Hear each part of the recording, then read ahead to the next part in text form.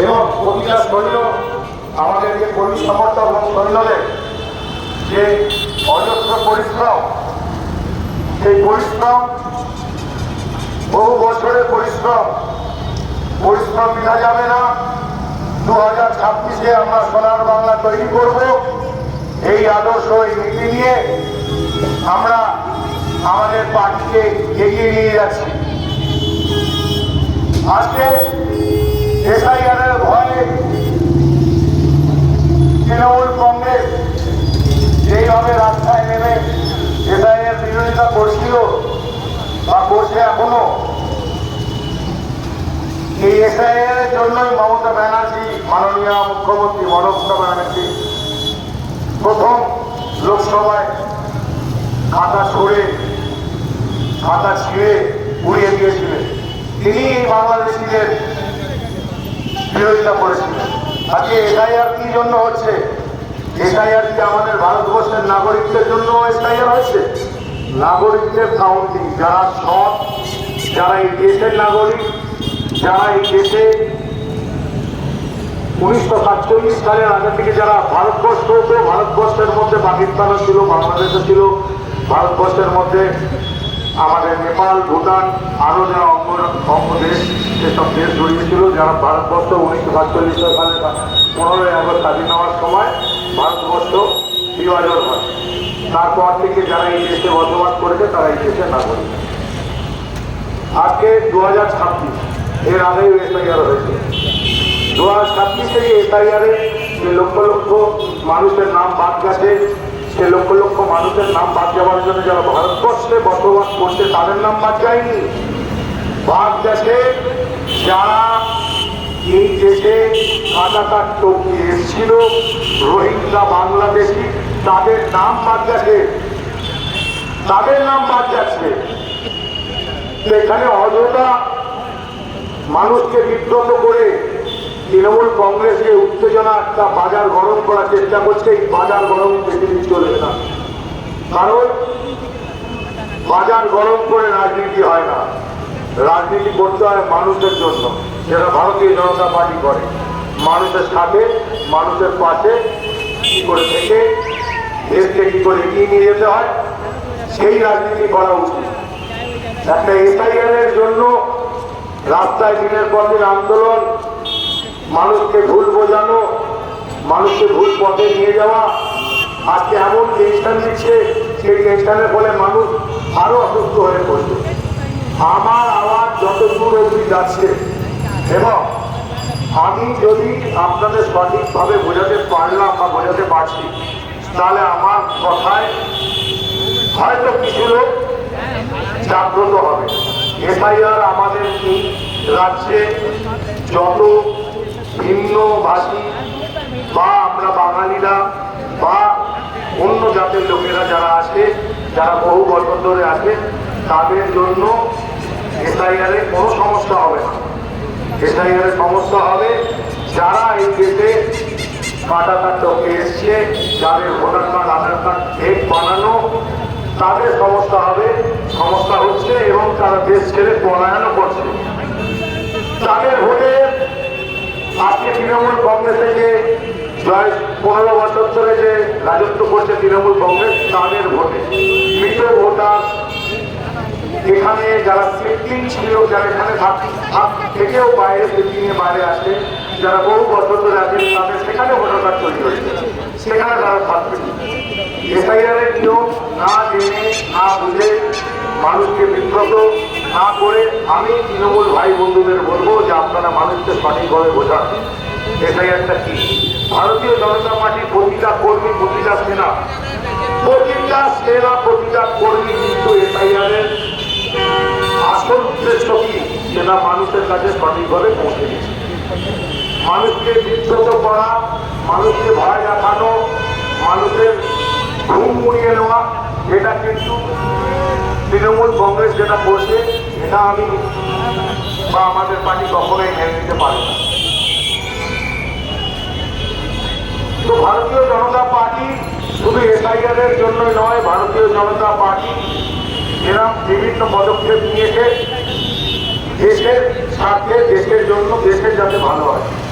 আজকে তৃণমূল কংগ্রেস 15 বছরের রাজত্বকালে মানুষ কি পেয়েছে? মানুষ পেয়েছে কি? শুধু পেয়েছে মা বোনেরা 1000 টাকার লক্ষ্মী ভাণ্ডার। 1000 টাকার লক্ষ্মী ভাণ্ডার কারো সংকাজ করে? 1000 টাকার লক্ষ্মী ভাণ্ডার দিয়ে মা বোনেদের সম্পূর্ণ মর্যাদা দেওয়া হচ্ছে? কখনো হতে পারে, কোনোদিনও হতে পারে না। আজকে 1000 টাকার বিনিময়ে হয়তো কিছু মানুষের হয়তো উপকার হয়েছে, হয়তো গ্রামে গঞ্জে যাদের অনেক প্রয়োজন টাকা, তাদের কাছে 1000 টাকা হয়তো অনেক বড়। কিন্তু এই 1000 টাকার জন্য আপনার ইলেকট্রিসিটি বিল কত বেড়ে গেছে আপনারা জানেন? আজকে 5 টাকা ইউনিটও ক্রস করেনি উত্তরপ্রদেশে। এই ইউনিট 1 ইউনিট 5 টাকার মধ্যে আজকে আমাদের 8 টাকা ক্রস করে গেছে ওয়েস্ট বেঙ্গলে। এর জবাব কেউ চায়? ভারতীয় জনতা পার্টি এই জবাব চেয়েছে, এর জন্য আন্দোলন করছে, দিনের পর দিন আন্দোলন করছে। আজকে ইলেকট্রিসিটি আমরা যে দিচ্ছি 8 টাকা ইউনিটের বেশি, এই ইলেকট্রিসিটি কমার্শিয়ালে 10 টাকার বেশি, তাই তো? কমার্শিয়াল 10 টাকা ক্রস করে গেছে। ইলেকট্রিসিটি বিল কোথায় পৌঁছে গেছে? ইলেকট্রিসিটি বিল আকাশ ছোঁয়া। মানুষ সামান্য সাময়িক সময় হয়তো এসি ইউজ করছে, পাখা ইউজ করছে, যারাই আসছে একটা 500 টাকা 400 টাকা বিল আসার কথা, যেখানে 1000 টাকা 1000 টাকার উপরে বিল আসছে। মানুষ আন্দোলন করবে না? মানুষ বুঝতে পারছে, মানুষ বুঝতে পারছে আসল তৃণমূল কংগ্রেস খেলায় জড়িয়ে আছে। মানুষ বুঝতে পারছে, মানুষ কিন্তু এইবার তার ভোট ঠিক কিভাবে কখন তাকে দিতে হয় সেটা মানুষ ঠিক ভোট বাক্সে গিয়ে বুঝিয়ে দেবে। এই অপরাধ তৃণমূল সরকার, এই চোর তৃণমূল সরকার, মানুষ মারা তৃণমূল সরকার, গুলি মারা তৃণমূল সরকার, বন্দুক দিয়ে গুলি করে বোম মারা তৃণমূল সরকার একে শিখে নিয়েছে। গুন্ডাগিরি করে কখনো মানুষের মন জয় করা যায় না। মানুষের মন জয় করতে গেলে রাস্তায় নেমে কাজ করতে হয়, মানুষের সাথে কাজ করতে হয়। কাউন্সিলর হয়ে গেলাম, এমএলএ হয়ে গেলাম, আর আমি যতক্ষণ না হলাম ততক্ষণ মানুষের কাছে ভোটের জন্য দরজায় দরজায় ভোট চাইলাম। আমার কাউন্সিলর এমএলএ হয়ে যাওয়ার পরে আমি আমার অন্য রূপে ফিরে গেলাম। এটা কখনো হতে পারে না। মানুষের জন্য কাজ করতে গেলে মানুষের পাশে থাকতে হয়, মানুষের পাশে থাকতে হয়। আজকে রাস্তাঘাটের কি অবস্থা, প্রতিটা গলি খোলা হয়ে পড়ে আছে। বিগত কয়েক মাস ধরে ভারতীয় জনতা পার্টি আওয়াজ করার পর সেই গর্তগুলোকে বোঝানো হয়েছিল। গর্ত বোঝানোর পর আজকে সেই গর্ত বোঝানো অবস্থানে রয়ে গেছে। নাহলে ভারতীয় জনতা পার্টি যদি আওয়াজ না শুনতো এই গর্ত বোঝানো হতো। মানব প্রতিদিন অ্যাক্সিডেন্টের সম্মুখীন হচ্ছে, টোটো যাচ্ছে, রিক্সা যাচ্ছে, উল্টে পড়ে যাচ্ছে। এখনো পর্যন্ত কোনো গলিতে রাস্তা এখনো সম্পূর্ণভাবে সুস্থভাবে ঠিক করা হয়নি। কেন করা হয়নি? এর জবাব আমরা চাই, এর জবাব দিতে হবে। এখনো পর্যন্ত মানুষ সুস্থভাবে রাস্তায় হাঁটতে পারছে না, বয়স্ক মানুষের প্রচুর কষ্ট হচ্ছে, সম্মুখীন হচ্ছে। তারা আমাদের এসে বলছে ভাই কি হবে? আমরা বলছি এটা আমাদের হাতে নয়, এটা কর্পোরেশনের হাতে। আপনারা তৃণমূলের নেতাদের কাছে জিজ্ঞেস করুন রাস্তা কেন হয়নি। হ্যাঁ, আমরা আপনাদের জন্য আওয়াজ শুনতে পারি, এর থেকে বেশি কি করবো? টেন্ডার আমাদের হাতে, টেন্ডার তো আমাদের হাতে নেই। আমরা তো তৃণমূলের কর্মী নয়, কিন্তু তবু মানুষের পাশে থেকে দাঁড়িয়ে আজকে ভারতীয় জনতা পার্টির প্রতিটা কর্মী তাকে জবাব দিচ্ছি, বোঝাচ্ছি যে হয়তো হয়ে যাবে। আওয়াজ তুলছি, আওয়াজ তখন তুলতে পারবো আমরা সম্পূর্ণভাবে। আর তাদের সহযোগিতা থাকতেই হবে। আপনাদের এতদিন 15 বছর 3 নাম আপনারা তৃণমূল কংগ্রেসকে দিলেন, একটা নাম আপনারা বিজেপিকে দিন, ভারতীয় জনতা পার্টি কাজ করে দেখাবে আপনাদের। আপনাদের জন্য লোকে আপনাদের হয়ে কাজ করবে, সেই সুযোগটা আপনাদের থেকে চাইছি আমরা। একটা সুযোগে আমরা বুঝিয়ে দেবো আমরা কি কাজ করতে পারি। আপনারা যান ডিউটিতে, যান বিহারে। আর আগের মধ্যে সেই বিহারটি আছে যেখানে গুলি চলতো, বন্দুক চলতো, যেখানে বোম চলতো, যেখানে সবসময় উত্তেজনা থাকতো, ঝামেলা অশান্তির মধ্যে মানুষ করে থাকতো। আজকে সেই বিহার ঠান্ডা হয়ে গেছে ভারতীয় জনতা পার্টি। একটা গুন্ডাকে উল্টে পাল্টে তার অবস্থা খারাপ করে গেছে, দেশ খারাপ করে দিয়েছে, রাজ্য খারাপ করে দিয়েছে। ছবি যান একবার থেকে দূরে আসুন, যান মহারাষ্ট্রে, যান গোয়ায়। আপনারা যদি গিয়েছেন বা আপনারা যদি খবর না পেতে পারেন ইউটিউবে দেখুন সার্চ করে কিভাবে উন্নতি হয়েছে দিনের পর দিন। মানুষকে বোঝাতে হবে, মানুষকে নিজে বুঝতে হবে যে আমরা আমাদের ভালোর জন্য মাকে নিয়ে এসে আমরা এখানে শাসনে বসাবো। কাকে বসাবো শাসনে?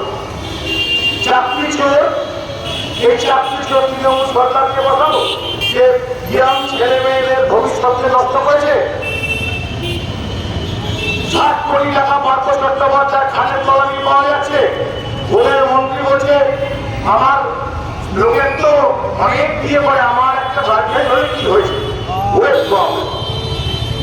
এটা একটা মন্ত্রীর ভাষা? মন্ত্রীর ভাষা কি এরকম ধরনের মন্ত্রীর ভাষা যে চাকরি চুরি করে শিক্ষাগত যাদের যোগ্যতা আছে, যারা এক্সাম দিয়েছে, যারা অরিজিনাল চাকরি পাওয়ার যোগ্যতা আছে, তারা চাকরি না পেয়ে যারা 8 পাস 12 পাস যারা সামান্য গ্র্যাজুয়েশন কমপ্লিট করেছে তারা আজকে 25-40 হাজার টাকা স্যালারিতে চাকরি করছে। অনুব্রত মন্ডলের মেয়ে এইচএস পাস করতে পারে টিচার।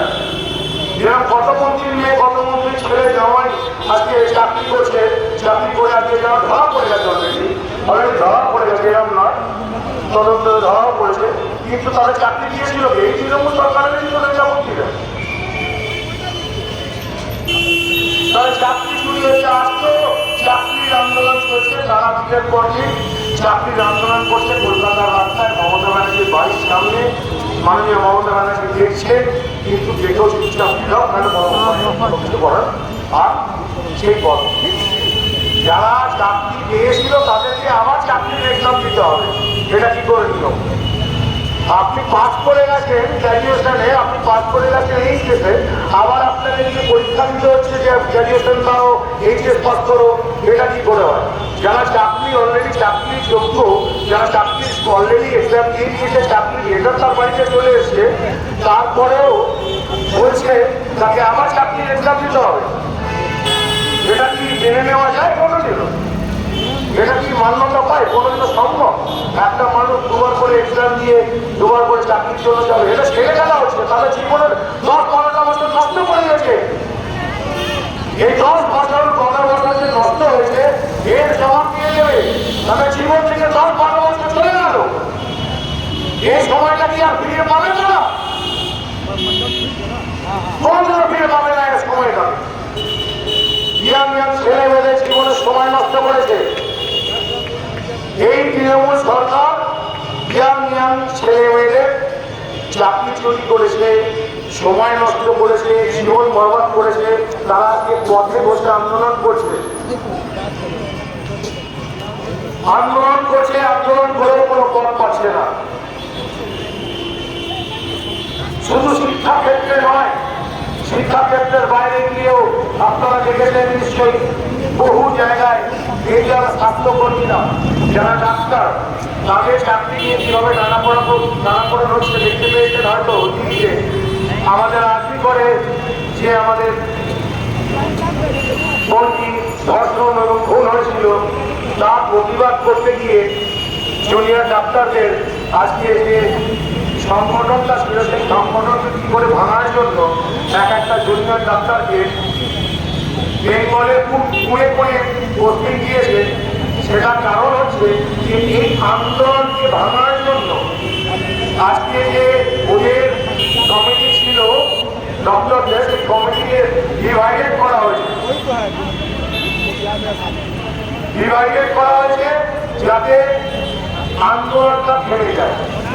আন্দোলন কি এভাবে থামিয়ে দেওয়া যায় বন্ধু? আন্দোলন এভাবে থামিয়ে দেওয়া যায় না।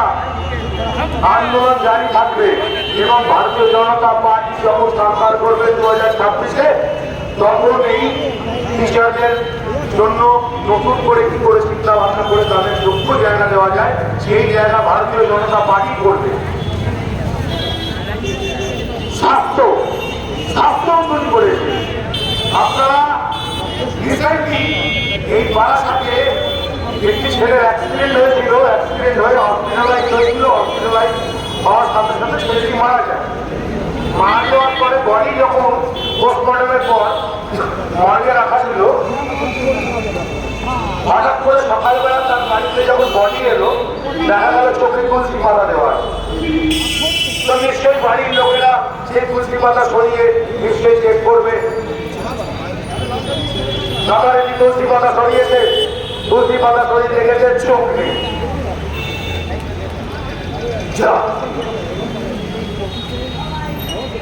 কি ব্যাপার, চোখ চুরি হয়ে গেল?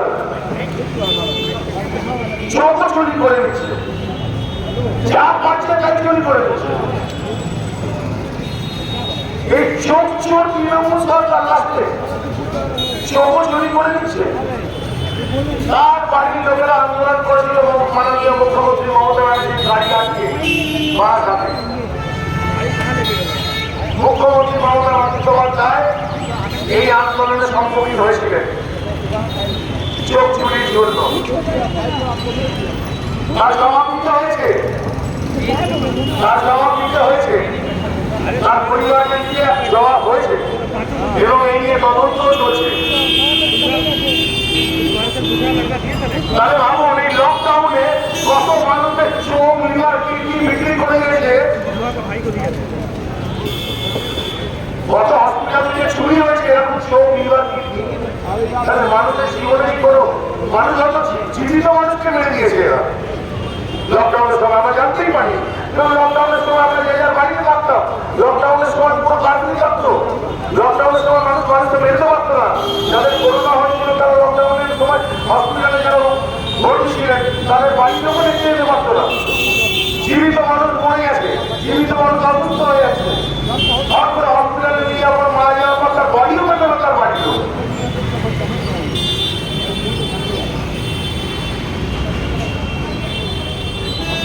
তাহলে আপনারা ভাবুন, যদি বারাসাত থেকে চোখ চুরি হয়ে যেতে পারে ছেলেটি, তাহলে লকডাউনে কত বডি চুরি হয়ে গেছে। তাই আমার এবং ভারতীয় জনতা পার্টির পক্ষ থেকে আমার অনুরোধ, আপনারা একবার ভারতীয় জনতা পার্টিকে সুযোগ দিন। 2026-এ আমরা সোনার বাংলা তৈরি করব এবং মানুষ মানুষের ভোট দেবে। এবছর আর ছাপ্পা চলবে না, এবছর আর ছাপ্পা চলবে না।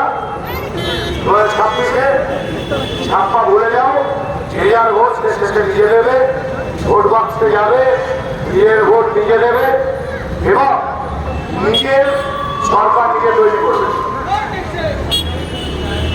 তাই আমার ও আমার এই কর্মী সমর্থকের কাছে একটা অনুরোধ যে আপনারা যেভাবে লড়াই করছেন মাঠে নেবে, যেভাবে বাড়িকে এগিয়ে নিয়ে আসছেন, সেইভাবেই আপনারা এই লড়াইটা চালিয়ে যান। ভারতীয় জনতা পার্টি 2026-এ সরকার তৈরি করবে। আর আপনাদের কাছে একটা অনুরোধ, এই পথ চলতি সকল মানুষের কাছে আমার আওয়াজ যতদূর অব্দি যাচ্ছে, সকলের কাছে অনুরোধ, এই অপদস্থ তৃণমূল সরকারকে, চাকরি চোর তৃণমূল সরকার, স্বাস্থ্য চোর তৃণমূল সরকার, চোখ চোর তৃণমূল সরকার, ধর্ষণকারী তৃণমূল সরকার, গুলি মারা তৃণমূল সরকার, বোম মারা তৃণমূল সরকার, এই সরকারকে আপনারা আর ভোট দেবেন না।